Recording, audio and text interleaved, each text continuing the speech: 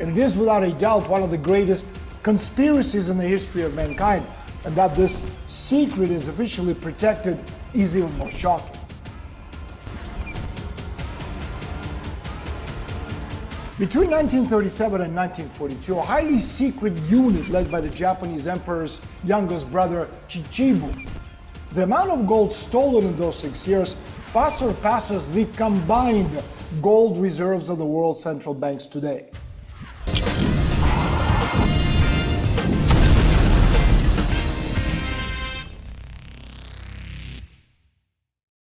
Good afternoon, ladies and gentlemen, and welcome to another episode of Conceptual Intelligence Review. I want to tell you a story, not just a story or any story, but one of the most fascinating stories you will likely ever to hear.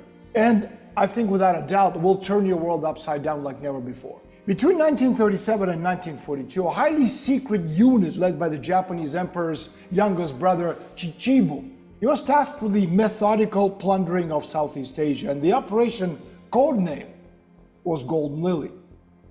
The sheer quantity and value of plunder gathered by Golden Lily was mind-numbing. The whole of Asia under Japanese control has been combed for treasure between 1937 and 1943. In fact, the amount of gold stolen in those 6 years far surpasses the combined gold reserves of the world's central banks today. And it is without a doubt one of the greatest conspiracies in the history of mankind, not by its span, neither by its sheer amount, nor by the audacity of the operation, but rather by what it hid. Because if the actual amount of gold at stake ever see the light of day, it would reveal a secret far more sensitive. That the amount of gold buried in the Philippines alone during World War II is 10 times greater than the official figures of 140,000 metric tons of gold supposedly mined in human history. And the fact that such quantities of gold exist outside of official channels is absolutely astounding. And that this secret is officially protected is even more shocking. And that was between 1937 and 1942. But beginning in 1943, most of it was shipped to Prince Chichibu's headquarters in the Philippines. Now, what happened in 1943? Well, Stalingrad happened. The turning point in World War II in Europe, when the Russians stopped Hitler short of the Caucasus oil fields. The Germans lost over 1 million men, killed, wounded, or captured. That was the beginning of the end for the Axis powers, and the most astute German, also Japanese commanders, they understood. They understood that the end was near. It was simply a matter of time, and moving the treasure to Japan was no longer an option. The Allies patrolled the seas. And so plans had to be changed, if only as a kind of a temporary measure. And so the Japanese army shipped the gold to the islands, and then was forced to leave it there with the vain hope of returning after the war and recovering the loot in secret. And so a group of officials, officers, with the help of special brigade of engineers, they began to bury the treasure. It took them months to excavate and construct complex systems of tunnels large enough to store not only gold, but also the trucks, and sometimes deep enough to run below the water surface itself. So to understand the story, truly appreciate its immensity and horror, you must visualize it. You must taste the sweat and smell the rot. Because without the visual perception of what it must have been like for the prisoners digging those tunnels under the watchful eye of the Japanese master sergeants and howling winds up to their eyeballs in mud, starving and half-naked insects the size of your fist gnawing at you, and realizing you had a snowball's chance in hell of making it out alive. And so this sordid episode cannot truly be understood for what it was. And so the vast amount of gold and other treasures were divided into 172 chests or caches of various sizes, and most of it was buried in the Philippine Islands before the end of World War II. Here in the Philippines, you had the bullion, platinum, diamonds, valuable religious artifacts, including a golden statue of Buddha weighing 1 ton. And collectively valued by Golden Lily accounted at $190 billion back in 1943. And all this was buried together with alive Allied prisoners who survived and had been forced to dig the tunnels. The Japanese cartographers made maps of every hiding place, and the emperor's most trusted accountants marked each cache with a 3-digit number representing its value in Japanese yen.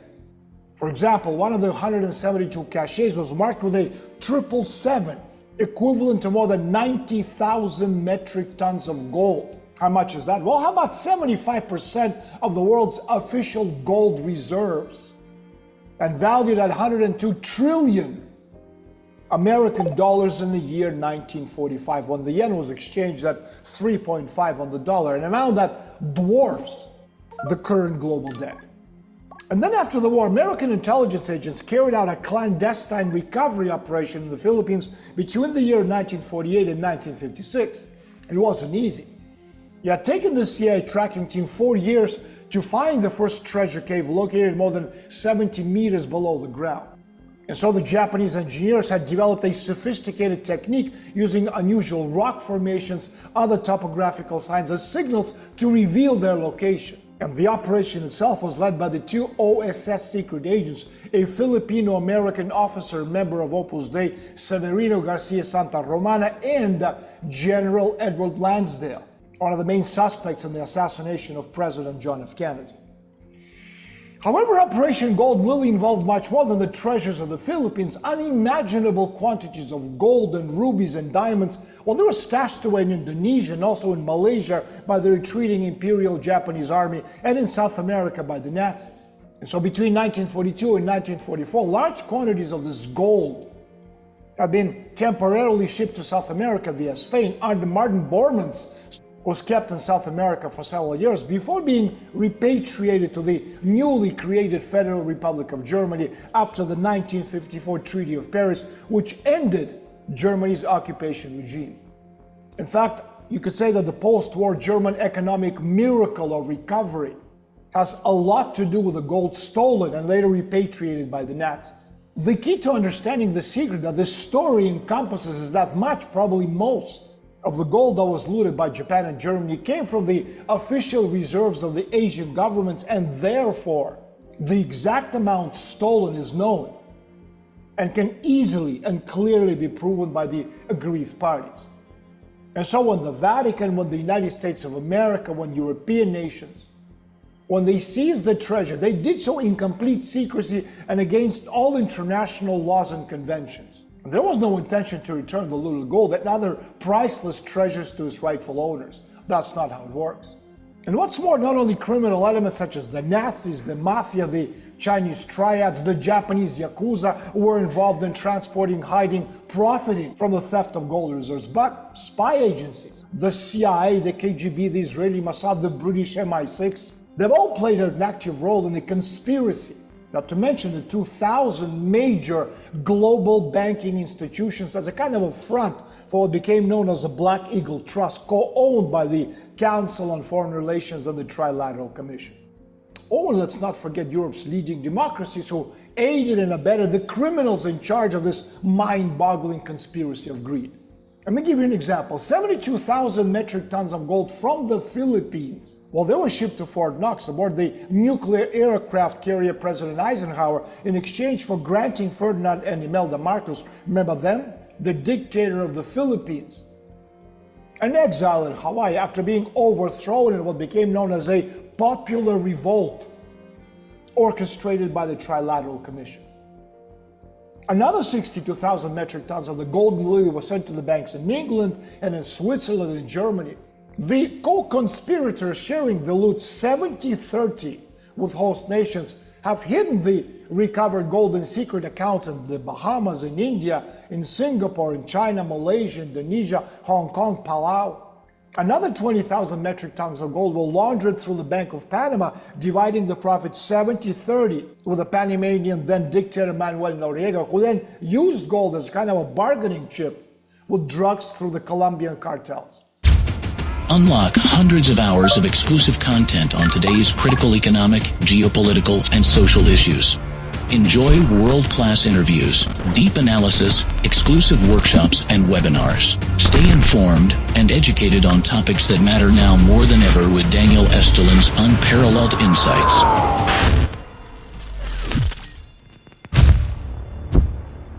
So the drugs from the Panama were sold through Mena, Arkansas, at the time when future President William Jefferson Clinton was its little-known governor. And so the question is, how much gold was really stolen? Well, estimates vary because of the compartmentalized nature of the operation, but a conservative estimate is almost 1.4 million tons. That's about 9 times the official amount of gold recognized by financial markets today. And so in the Philippines alone, approximately 400,000 metric tons. That's about 3 times the alleged global reserves. 400,000 metric tons of gold have yet to be excavated according to the Gold Lily deciphered maps. The American government offered 20% in cash, the equivalent of about $400 million through these banks and trusts, and another 80% in government securities. And then the CIA used one of its strawmen, one by the name of Dr. Oli Bey, one of Ferdinand Marcos's frontmen and also the chief administrator of the buying group, creating numerous shell companies to launder the gold. And then these bars were secretly deposited in 176 bank accounts located in 42 countries. And so the twice stolen gold became the financial base for American intelligence super secret operations in the immediate post-war years. A portion of the looted gold hidden in the Philippines was destined for the creation of what became known as the Worldwide Anti-Communist Network, and another important part was destined to the Golden Triangle as a kind of a bargaining chip for opium, thanks to the efforts of the CIA and the Nugan Hand Bank in Australia, also a CIA front. And this process received considerable support from then President Nixon, who back in 1971 eliminated the gold convertibility of the US dollar. And so the elimination of convertibility would lead the US dollar to world hegemony, which would unofficially become the currency of choice. Who else for the drug traffickers? And so the gold from the Philippines, however, is just one of the, let's say, bigger mysteries surrounding the story.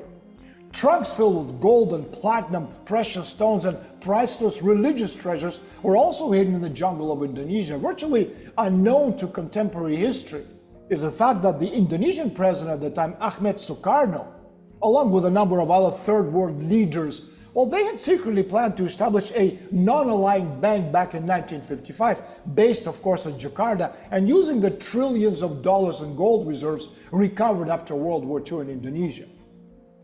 Now, the establishment of such a powerful entity that possessed gold reserves that would dwarf the gold reserves in the West would have sent shockwaves to the Western governments, European, American banking fraternity, which only a few years earlier signed what became known as the Bretton Woods Agreement, which established both the World Bank and also the International Monetary Fund.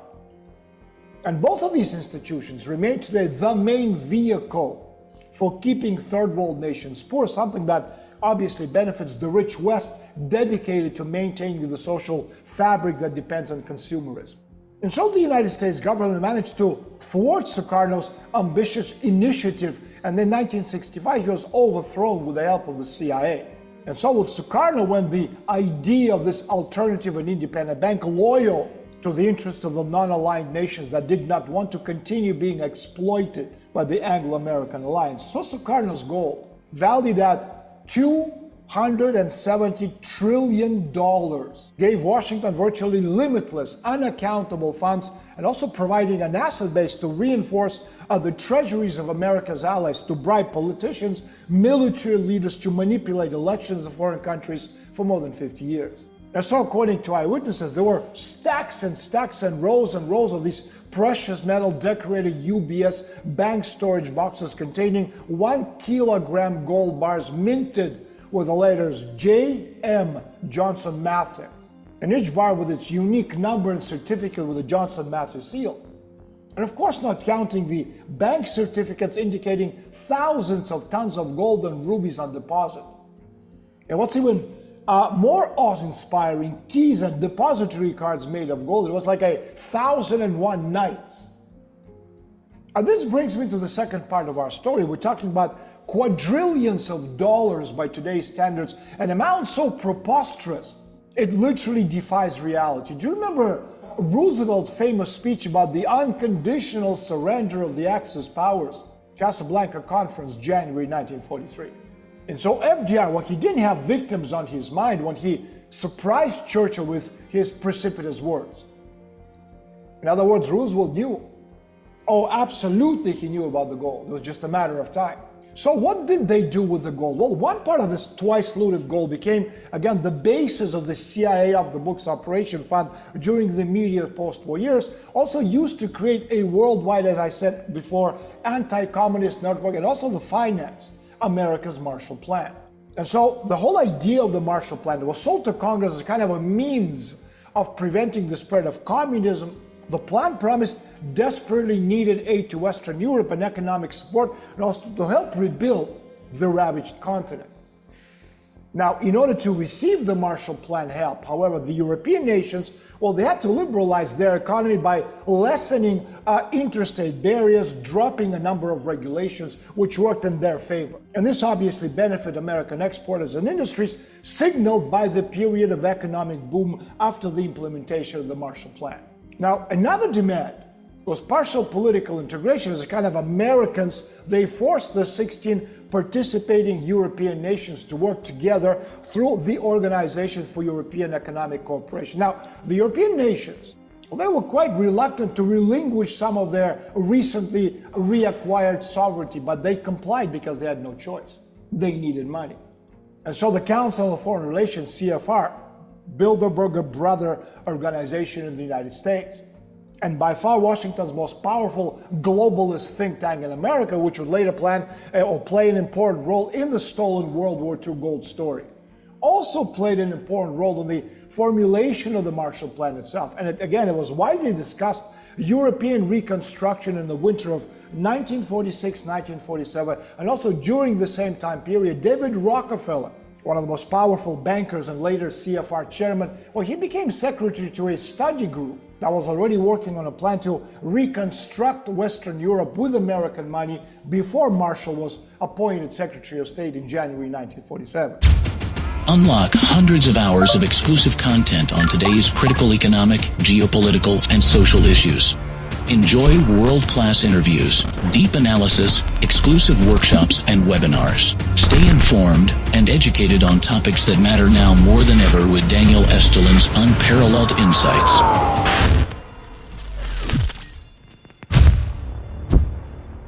And so, to ensure loyalty to the cause, the CIA distributed gold bullion certificates to influential and also well-known people throughout the world.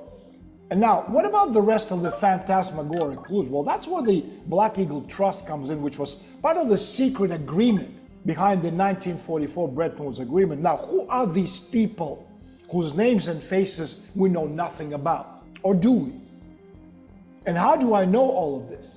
Well, the answer takes us behind the corporate boardrooms, precious metal exchanges, to their inner sanctum of some of the world's wealthiest people, 8 to 10 generations of men who build their empires around the opium trade. This may seem more like fiction than fact, but fact it is.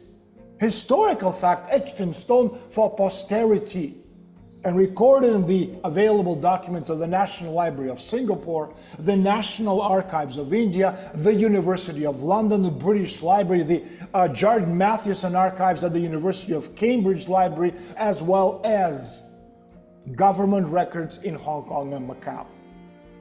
I was there, I saw them, I read them, I photocopied. I know it's true.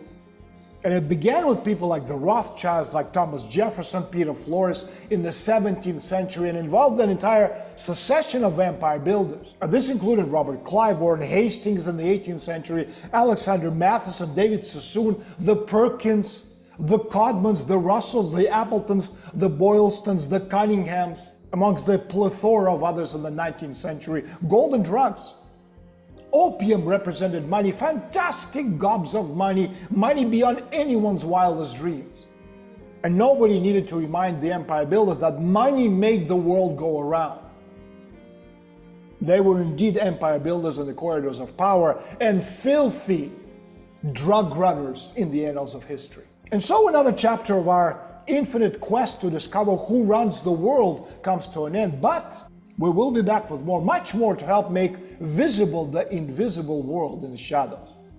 I'm Daniel Estulin. See you next time.